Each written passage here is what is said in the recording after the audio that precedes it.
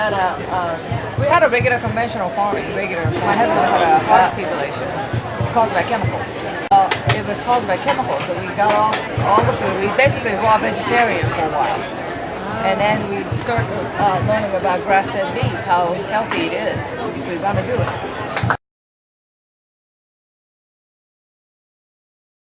They're very intelligent animals, and they have, I think, University of Iowa study, I think, something that should, those confined animals slowly go insane. I mean, they don't have a sweating glands, so they have to forage. That's why Joel Salatin calls it pigurator.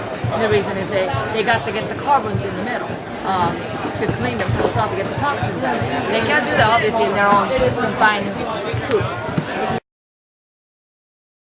They're completely passive. Well, what kind of grasses do you find are best for the pigs, or what kind of living conditions? Well, they're not completely, they're not ruminant animals, so they can't eat just forage.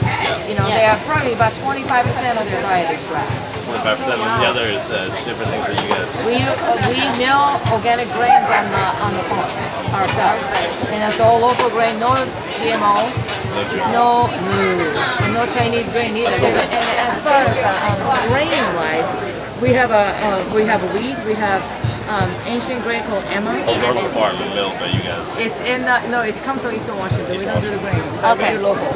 Okay. Yeah. So that's what we get a mill of grain and feed them. And we have peas, sometimes organic peas that are really high in protein. So those are good for the pigs as well. Yeah. Very well. Conventional cow, right? Slaughter them. We bury them in there in one side of the compost pile. 2 weeks later, nothing. The animals are digging it up. All this fat is still there. The microbe won't eat it. You know why? It's too toxic. So we basically have to dig it out and put it in the garbage dump. That tells you something. So which fat do you want to put in your body? Who you are is what your microbe eats. I mean, that's the whole bottom chain of your food system, right?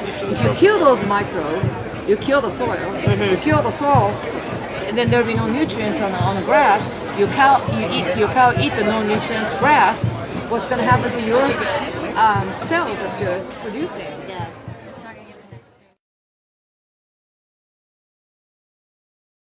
It changes the entire body of you guys. Yeah. And then you think 1 out of 10 or something can't have children? Why? Wow. And cancer and everything. Yeah, What makes you think? And then why? It's not just a guy's sperm problem. It's girls can't have babies either. Yeah. And they have, boys grown up with the female parts. I mean, female hormones. It just pumping the body with. Come on. Why is the 6-year-old cycling? Having boobs and having periods and 6 years old.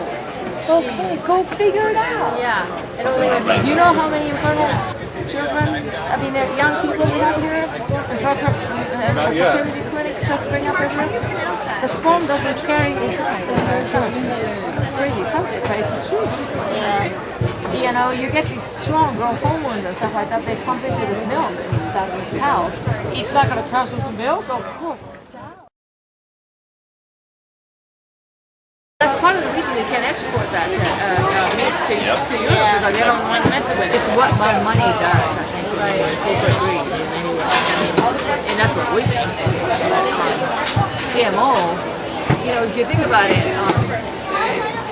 you see Chinese grain even coming into the country, and 1 out of 10 containers gets rejected with pesticides. Have you read some of those articles on pollution in China and stuff like that? Last couple of days in Seattle? Specifically, but we have There were some dead hogs running down the river in Shanghai and things like that. There's a dead mystery hog that's going down the river. And those are the ones that get cut up and be sold to Chinese people because there's no regulations over there. And they're the ones that's certified organic and come to U.S.? I don't think so. That's why we don't buy them. I agree. It's the right choice. If they're willing to poison their own people, what are they going to do to us? Exactly.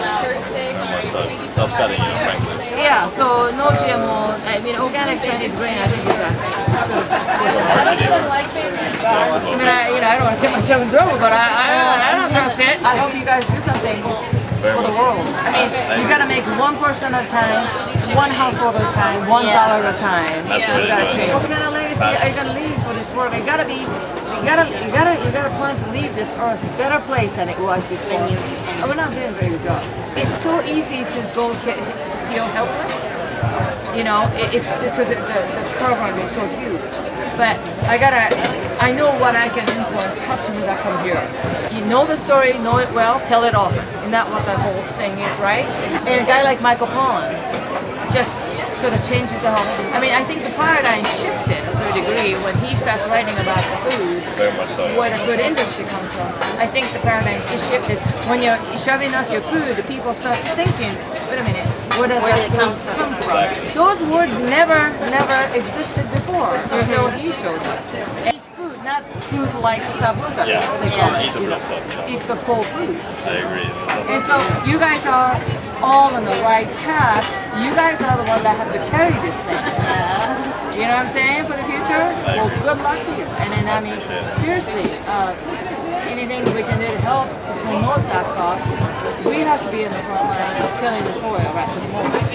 And it's not easy. I mean, we have a neighbor that makes fun of us because we're organic. I'm serious. We have a neighbor on the corner that says, well, you know, I do the roundup. That'll piss George off, huh? Kind of guy. Yeah.